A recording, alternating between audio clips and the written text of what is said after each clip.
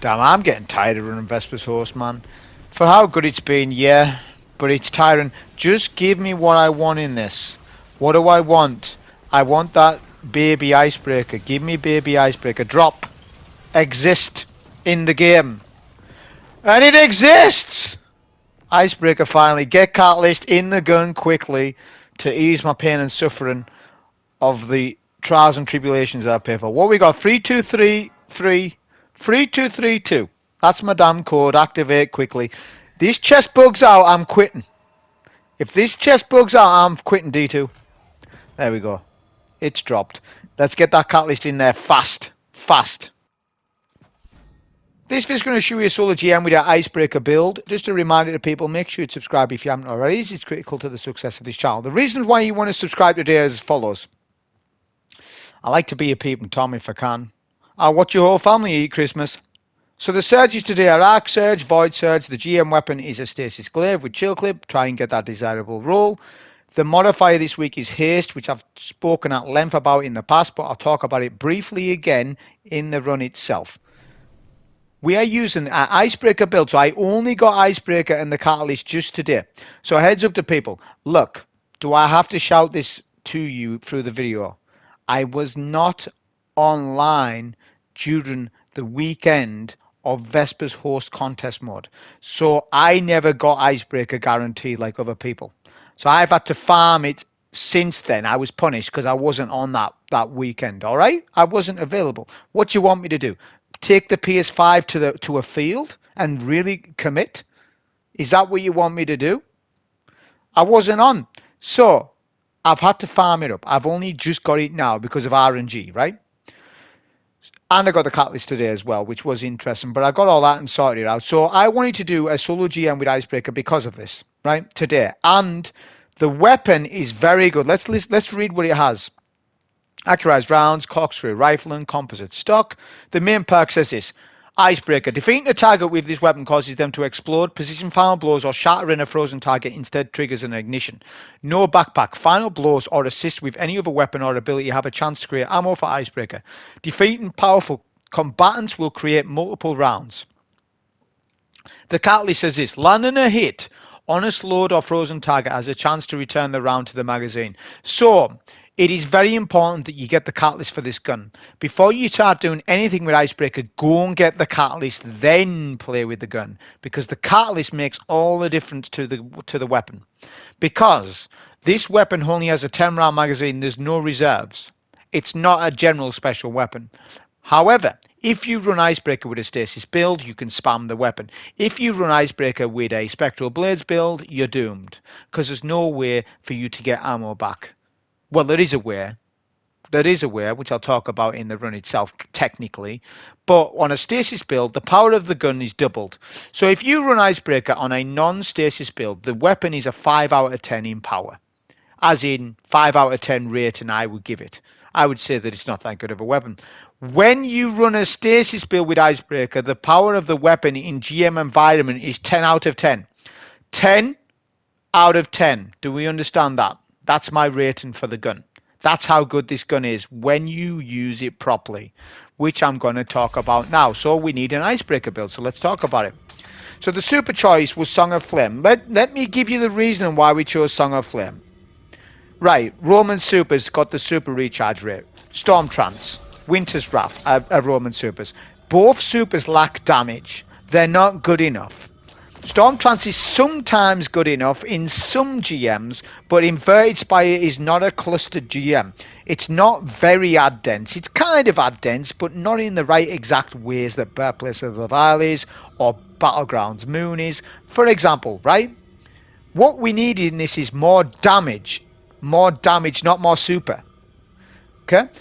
So we don't choose those two, and Nova Bomb's not better than Song of Flame because Nova Bomb needs Star Eater skills, Needle Storm also needs Star Eater skills, and we're not using a Star Eater skills build. So what's the last option to pick, everybody? It's Song of Flame. It's best super in slot for this, okay? If you're an Inverted Spire expert, you're allowed to use Storm Trance. If you're not, then you need to listen to Voice of Reason and put Song of Flame on. Heal and Rift is the choice of Rift. Arcane Needle, does not matter what nade you use because we've got Bleak Watcher build on. Feed the void so that we get health back off kills. Fragments was Facet of Dawn for Radiant, Facet of Balance for Ability Energy, Facet of Courage for increased damage for our Song of Flame, Facet of Dominance, right? Now, I know you're going to be that guy, aren't you? There's approximately 14.5 people this month commented on my videos, on my warlock videos, saying this. Why have you got Facet of Dominance on? You're running a solar grenade. And I'm like, are you for really asking me this? Why are you asking me this? Do you not know the answer? Oh, well, did you go to school? That's the next question. Do you read books? Let's read together, shall we? Frisian Singularity says this. It's prismatic nade. Press L1, throw a mass of void energy and stasis matter. Do you see how it says void on there? So do we understand that Facet of Dominance adds a debuff to prismatic nades, which, by the way, our uptime on transcendence is huge. We get many transcendences. So this fragment it's worth its weight in gold. Do you understand me now? So to the guy that keeps, to the multiple people or guardians that keep asking me about the Facet of Dominance thing, look, read your tooltips. Please go back to school and read your stuff. Get back into your reading of your books. Go back old school. Your head's all warped with internet and the internet brain and stuff and Google and stuff. Just look, just read stuff, please. That's all the stuff we used. And finally, Facet of Ruin. So I want to talk about this. Facet of Ruin increases shatter damage and ignition damage. The Icebreaker does both things. So this is a go-to fragment to equip when using a Icebreaker build.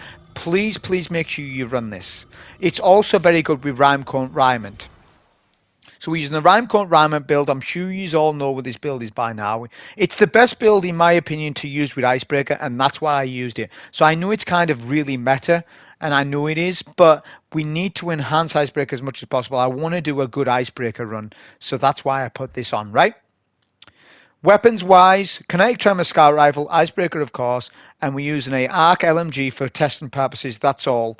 We were just wanting to test out Terminus Horizon in this. To be honest with you, any machine gun will work for you in the heavy slot, preferably an ARC one for ARC shields. I don't recommend GLs. You don't need heavy GLs. You just need a good LMG for final boss and some ad clear sections. An LMG is definitely better than a heavy GL in this, in my opinion. Not talking about Anarchy, I'm talking about legendary ones. I have used Chili Inhibitor in this and it does melt. But, you know, we need more ad clear in our build and I wanted a machine gun on. These are the mods on screen. So Arc on screen. Arc Siphon for the machine gun. Heavy Ammo Finder for also the machine gun.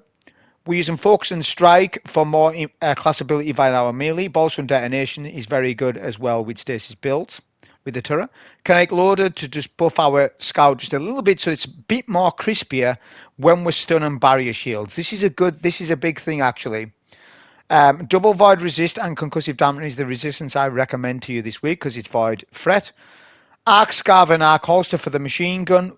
We don't need scavenger perks for... to be honest with you, I haven't tried Solar Scavenger with Icebreaker, and if that has any interactions, somebody else can tell you. I haven't tested it, so I'm not going to tell you if I'm not going to give you incorrect information on that. Now I'm thinking about it, but obviously Arc Holster is very good. Holster mod's always good when you're using an LMG in a solo GM. All right.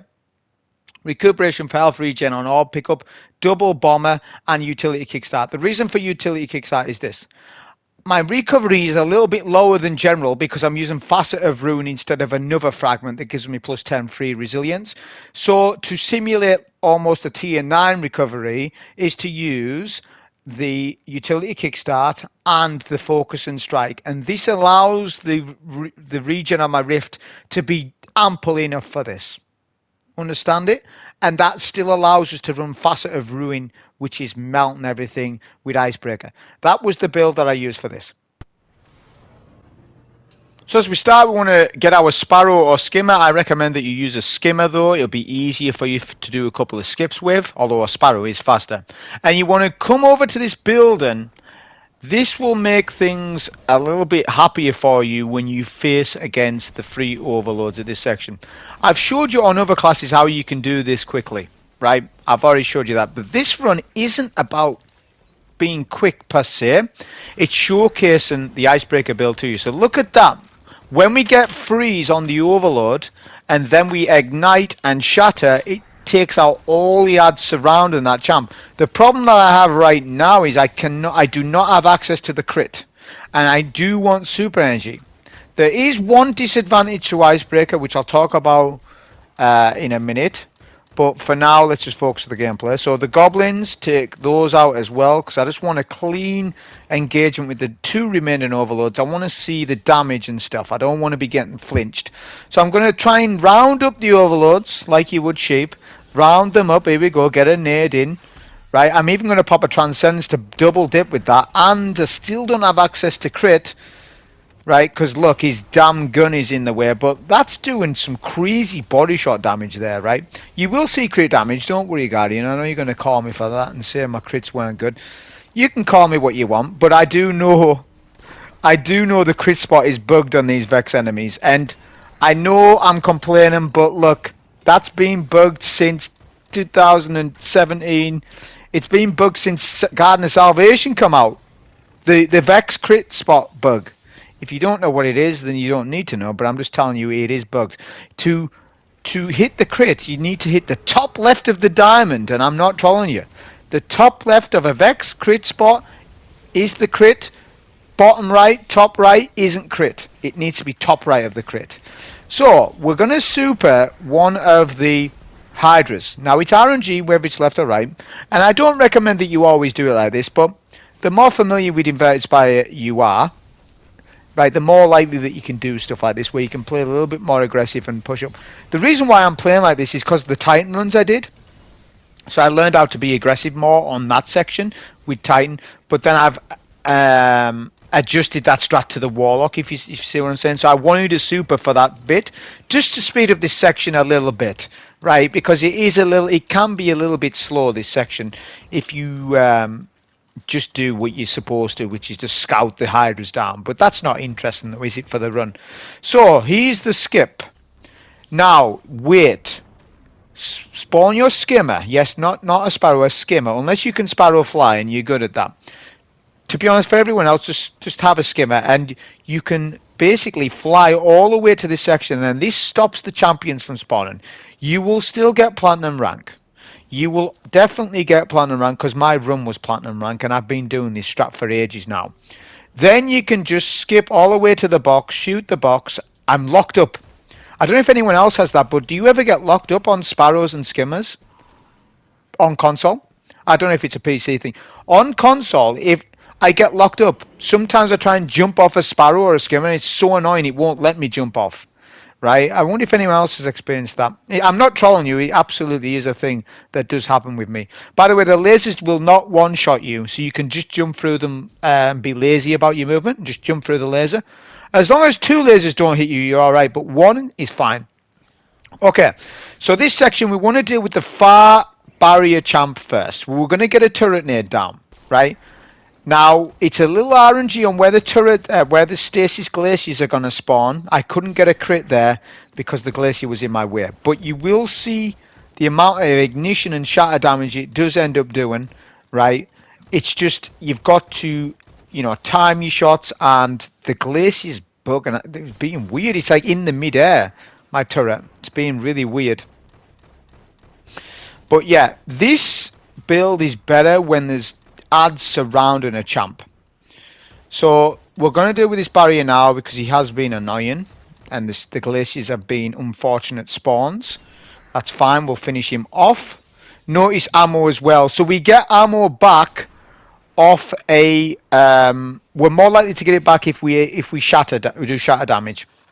So we're going to get another turret down. This time it'll be a lot better. We get our crit. Look at the damage.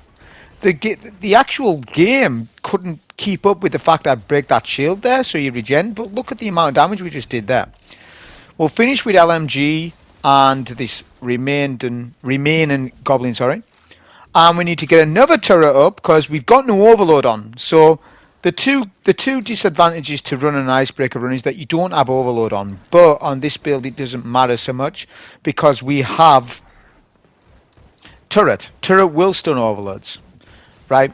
That is the disadvantage to it, but it really does get a lot of strength as the run goes on. You'll see the amount of damage that we do to Rivens, the final boss. It's very good for the final boss fight, by the way. It's very, very good. I couldn't believe how good it was. Because obviously we can keep turreting the boss over and over and we can keep sniping him. So it speeds up DPS. So, in this room, I'm sure we should all be aware now. We probably aren't, but I'll tell you anyways. The barrier in the box, in the Pokeball or whatever, don't open him up and you get platinum rank. That's another skip. So you can do that skip, the two initial barriers skip before, and you get platinum rank. Don't open him up. You don't need to. He's a waste. He's a time waste. Leave him in there and actually use his cardboard box as cover. Look, to my left, I can use it as cover. Exactly, I'm going to show you. So look, we get a turret down. None of the ads can hit me, but I can stun them, get a rift down, then do a transcendence, and now we're going to do all ignition damage. We're going to do all ignition damage. Look at the stuns. Look at the stuns on the overlords when they get frozen and their body's all contorted. How the hell can we work with this? I'm a professional guardian. This is unprofessional, this. Fix the damn crit spot on Vex enemies, please. How long's it been? Or make it bigger. It should be slightly bigger in my eyes. And that's not me being a console peasant and saying that, but I think it should be. So, we get some more freezes here. We're going to use a super because we've got it to use. We can, use a bit of icebreaker as well because... we keep getting our ammo back as well. Which, if you get a ammo crate, it will fill up Icebreaker's ammo back to 10. Also, if you pick a special ammo brick up, you get +1. Now, I don't know if it's +2 if you got Scavenger on. I have not tested that. Somebody else smarter than me would have tested that by now and already know if Solar Scav gives 2 or 1. I don't know the answer to the question because I've only just thought about it right now myself. I probably should have, if I would have got away with it too, if I hadn't mentioned it. I'm probably in my best interest to stop talking about this subject. So, there's 2 heavy ammo crates in this room. Now, this is another thing that people keep saying to me. Why aren't you showing both crates in this room? Why do I need to show you both crates? Right? Why do I need 2 ammo crates in this run? Can we please answer the question? When we get to the room, we're full on ammo anyways. Right? By the time the room is complete, we have half heavy and maybe half special depending on the run. Why would I need to then go and get 2 crates when there's just 1 to pick up? We can't overfill our ammo with 2 crates.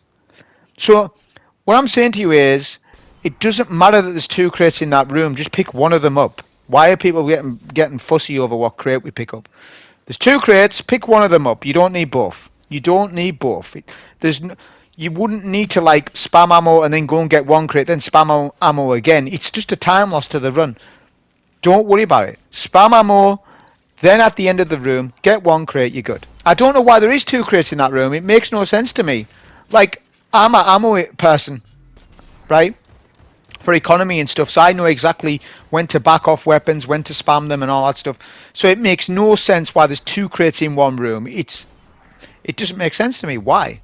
Why is there not an ammo crate at cap point when we capture the free plates? Oh, by the way, so my bottle has run out, so I'm using Hail of the Storm, which is enhanceable with a turret, with a bottle, sorry. So I use a bottle as well. This will just help out Icebreaker even more when we do shatter damage. So we're going to get a nade down, then pop Transcendence, because doing that allows us to stun both overloads with a nade, because we haven't got overload GL on, so we need to be more careful here. So this is a good Transcendence pop, right? Because if we use a turret for each one, we would be probably waiting for a turret on the second overload.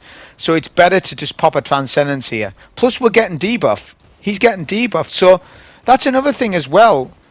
We don't have a grenade launcher on for the debuff, but we do have Faceted Dominance on because we're using Transcendence. That's a good reason to use Faceted Dominance. If you can't fit a GL in on your loadout, right, with no debuff, then Faceted Dominance is there for you, and you get plenty of Transcendences with a Warlock. All of them gets plenty of Transcendences, to be honest. So here's the skip. We skipped the entire tank section, right?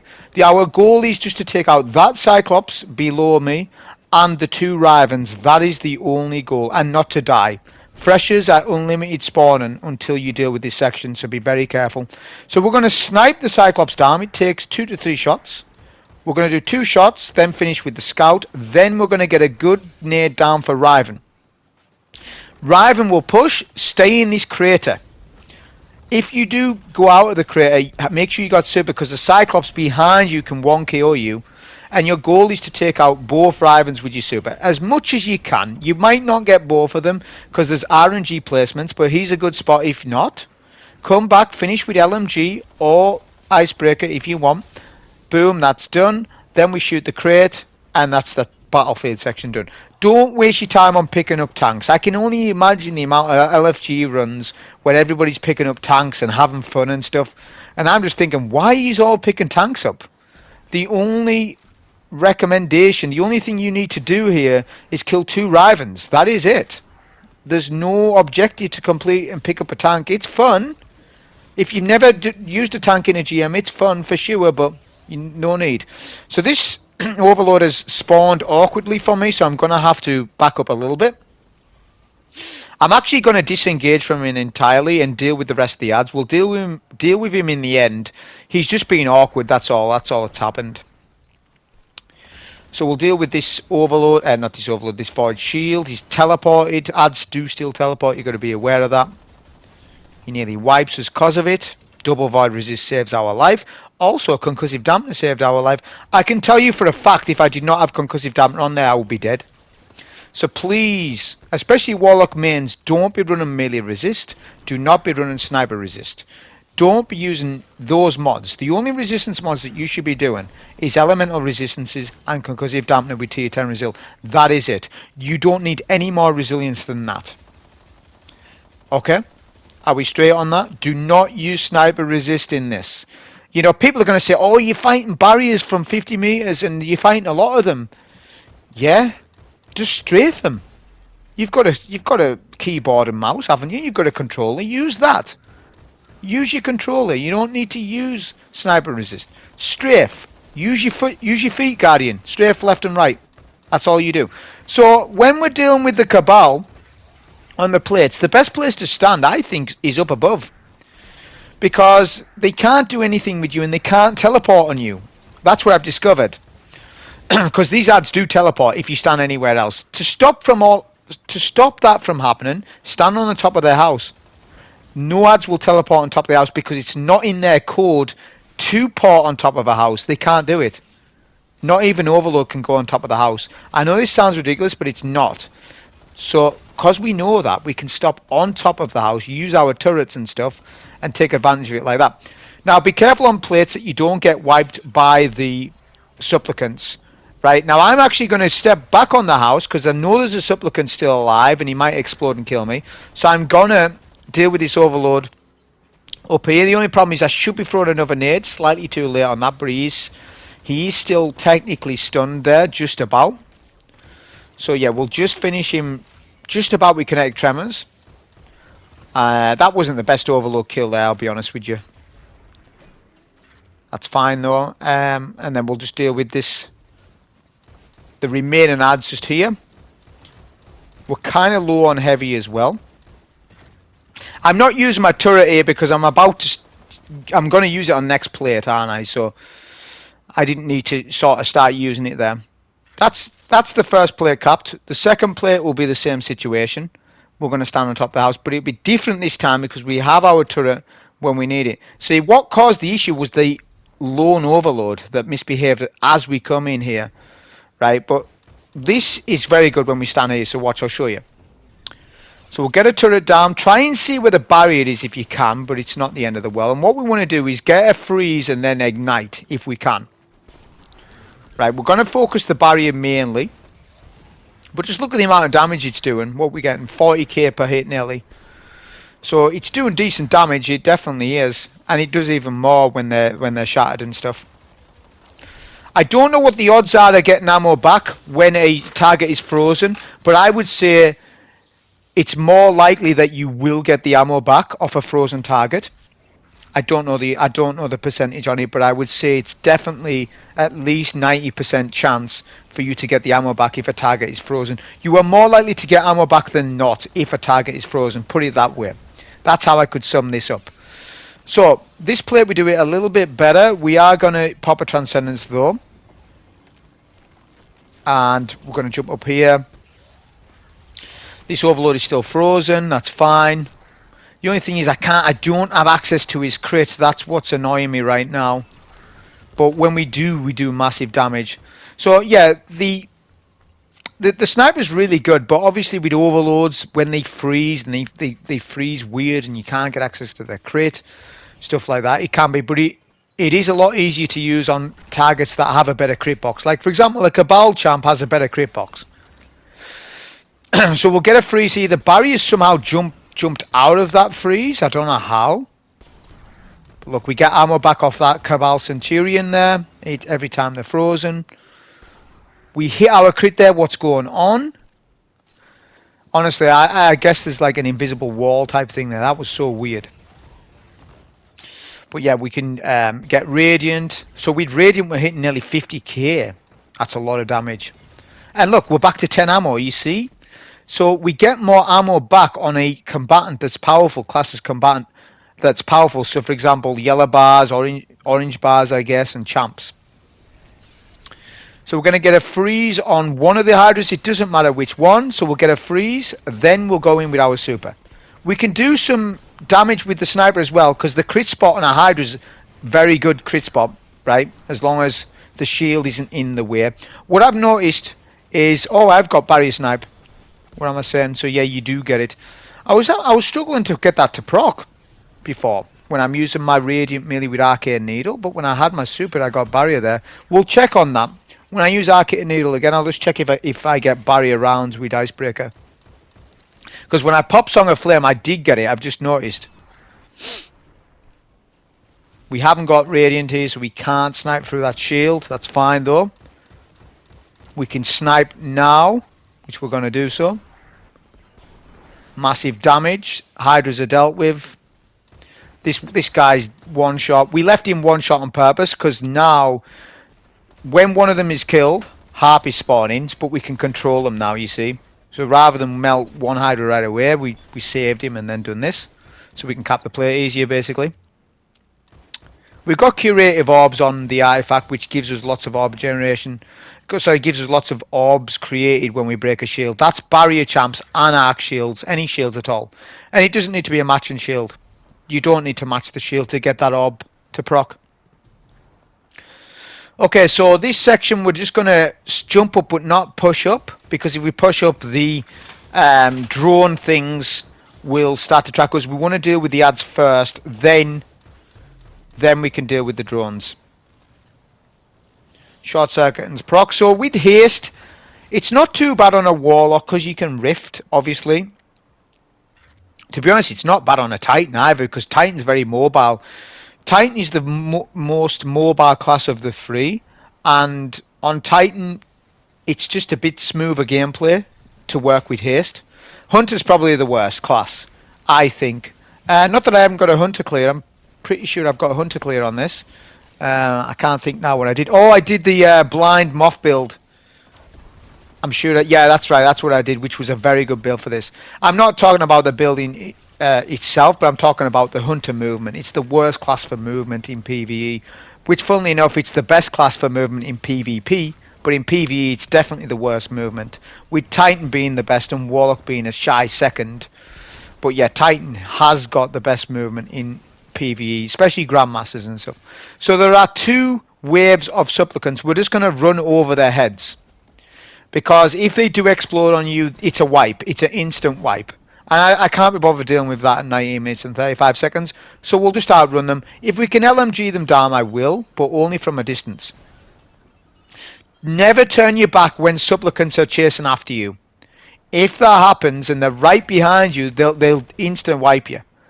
Whereas if they're kind of like 10 meters away from you, fair enough, turn back, LMG them down. But they sort of go in enrage mode, and then they just start shooting at you. When they start shooting at you, that's when you can, you know, turn around on them. So we're going to get a Transcendence pop here because it's time to do that. We need to get a Devour Chain kill going. Because there's no more Supplicants until after this phase, I believe.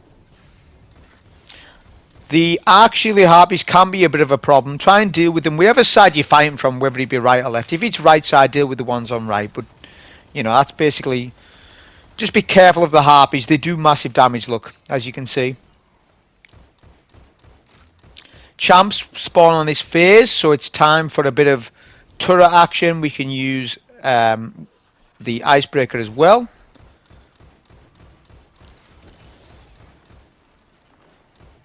Good damage there. I'm frightened that that barrier is going to hide behind cover, but he didn't.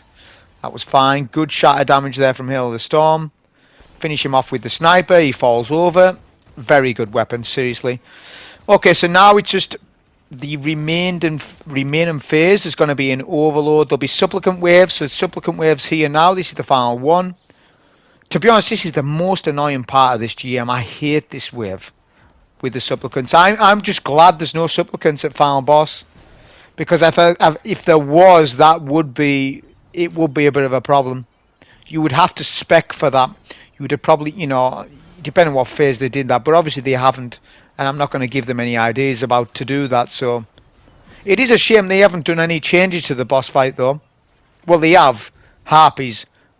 You know, that's about it. But they haven't done any major changes to him. If anything, he's a lot tankier than what he used to be. That is something. He definitely is. So now that's all dealt with. We've got a super to use. So let's just use it. We want to speed this up now. We're 22 minutes in. We get a stun on this overload here. The LMG worked perfectly in this.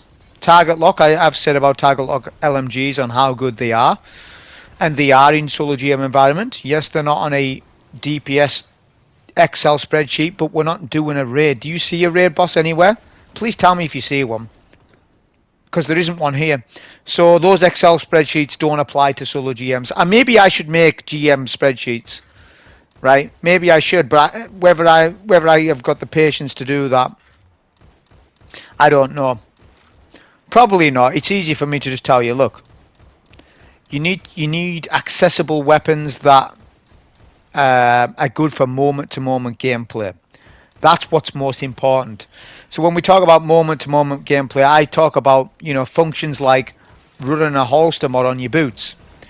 If your LMG does not have auto and holster, put holster mod on your boots. This allows you to play much more aggressive with LMGs in a solo GM environment, because it allows you to cycle through your weapons a lot better, because we've got a lot more weapons now, like kinetic tremors.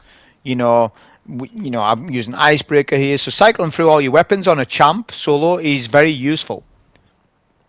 It allows for better damage rotations basically on a champ, and that's exactly what we're doing. We're trying to solo a GM. So solo DPS on a champ is what I'm concerned with, and that does not need to be the highest figure possible, but it needs to be an accessible loadout that's not awkward to use. If a loadout's too awkward to use, right? Say for example I use a triple cascade point build, which is possible by the way, and I have had the idea of doing this, but imagine that. Imagine how awkward that is. Using cascade point at all. It's a waste of ammo in GMs to use cascade point.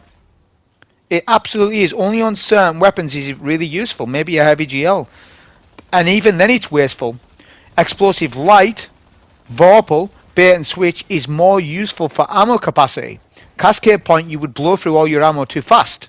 And then you'd be like, well, you've melted your first 2 champs down. What about the remaining 6? Oh, you've wasted your ammo because of cascade point. Oh, well, that's your fault. That's because you followed an Excel spreadsheet. That's your fault, that. No one else's. No one else is telling you to use cascade point. I'm just giving you an example of, you know, even though like Vorpal's not that good of a perk on heavies, which I admit it's not now because it's only 10%. They nerfed that a while ago. It's still more useful than cascade point, because cascade point's much more of a... you're wasting that much more ammo because of it. Bait and switch is king, to be honest. Bait and switch, explosive light, like on like heavy weapon type things, they're pretty much better to use. I'm not talking about machine guns. I'm talking more about like heavy GLs and stuff like that. So we've melted down that barrier very quickly. We'll just deal with these harpies quick. And now we're going to make our way to the section before the final boss. We want to pick up orbs on the way as well, because that's going to come into play with the utility kickstart. Rifts are very important to me, especially on plate 2. Plate 2 DPS on this boss, it is important. And I was not certain on how much damage that Icebreaker would do to this boss, but it actually does a lot of damage to this boss, more than what I expected. So first I'm going to deal with these harpies, then I'll deal with this Hydra, then I'll use a turret nade for the Overload champ. I was going to use Icebreaker here, but the Hydra's just hiding and being awkward, so I was like, yeah, I don't want to waste ammo right now. I'm going to use it in a minute though, because I may as well. There's a banner to put in. But yeah, this Hydra was being very annoying. We do end up using Icebreaker now, I think. Yeah. Boom, 65k. And that's us done. Overloading. So now we can use our turret, which will do that. We'll wait for Shatter. Always be patient. See, with the Icebreaker run, it's not a speed run type loadout, but it's a very good loadout. Like, look, you're waiting for the... Don't just keep spamming your sniper. Wait for each freeze, because you'll get an ammo chance to proc ammo back to your gun.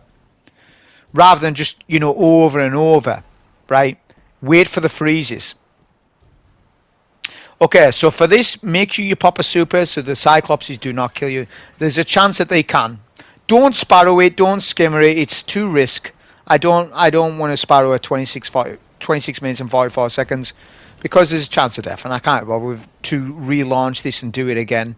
I've got enough to do. I've got to edit the video, got to make a holographic 3D thumbnail from the year 2090 because that's the meta now on YouTube. You know, I've got to make sure that the tags are right, the description's right. I've got enough to do without trying to risk a life with a damn sparrow. So just use a super and skip it. Showed you the strat. So we'll take out the harpies first with heavy and whatever. We'll maybe use the scout to see if we get a heavy brick drop.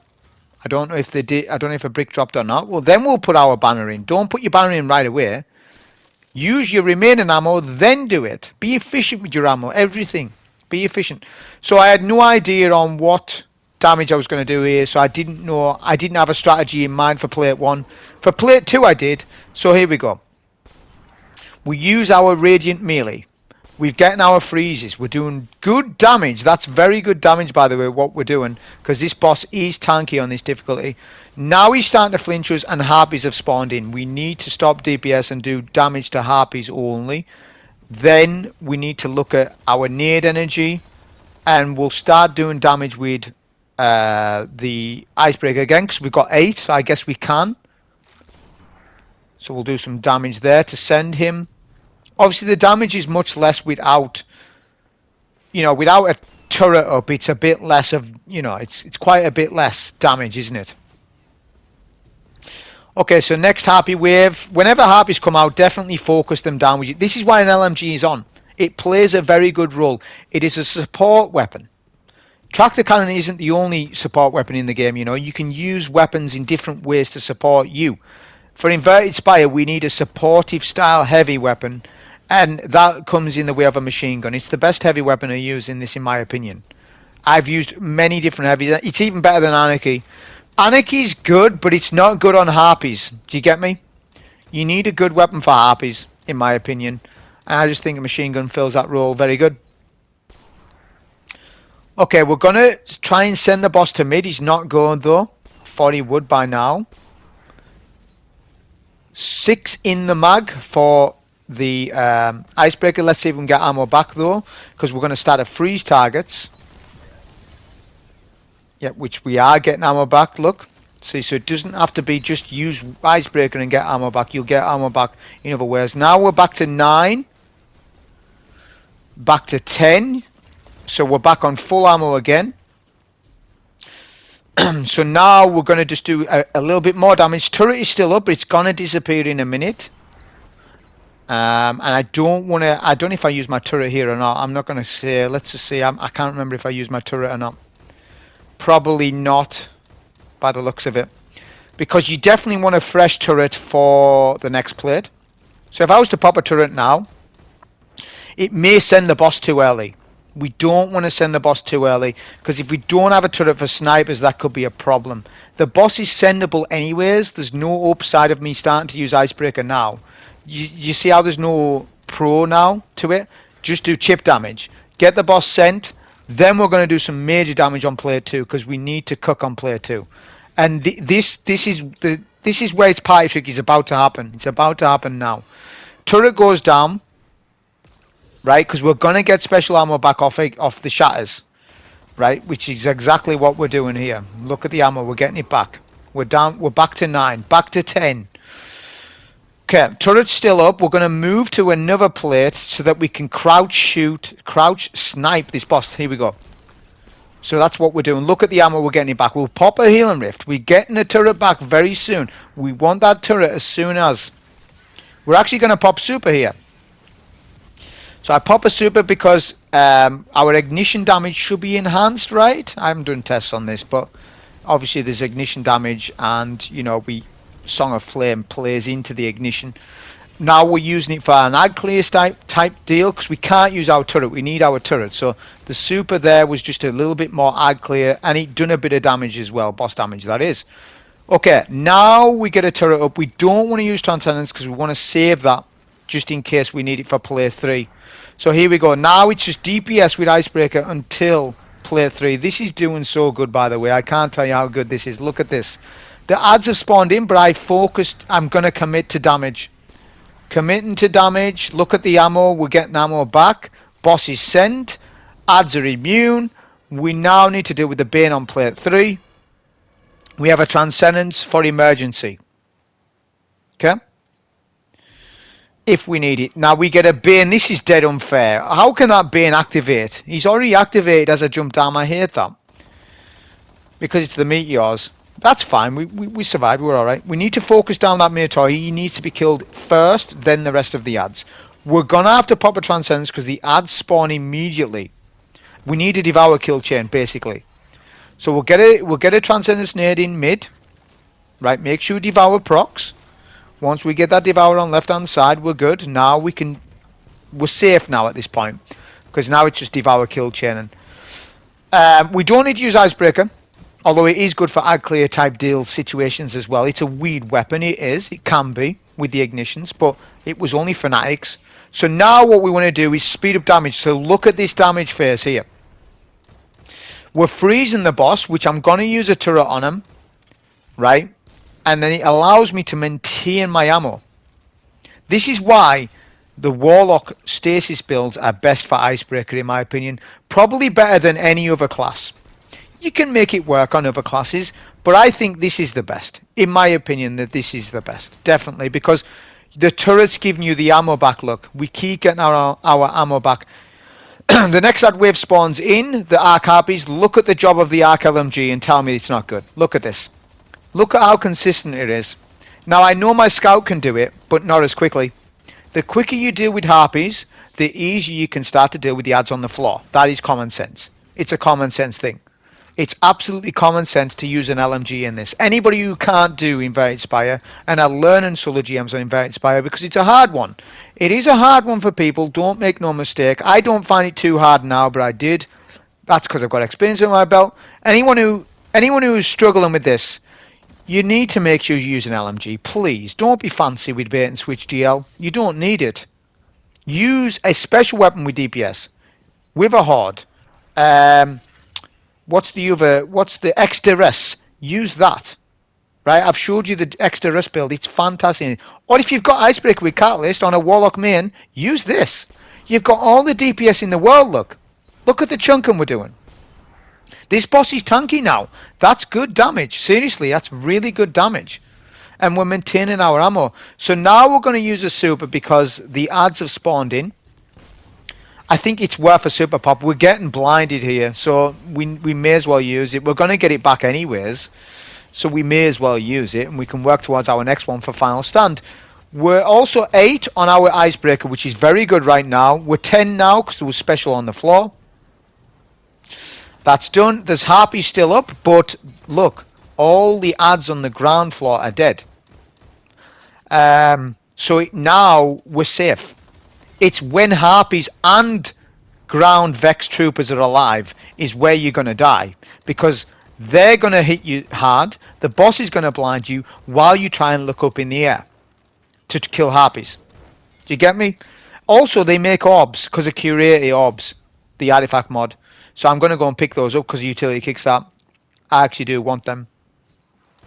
Okay, so I was going to put a turret up, but I was like, it's final phase. I want my turret up for final phase, and I know that my turret's going to melt him and break his head off at letter P on his HP bar.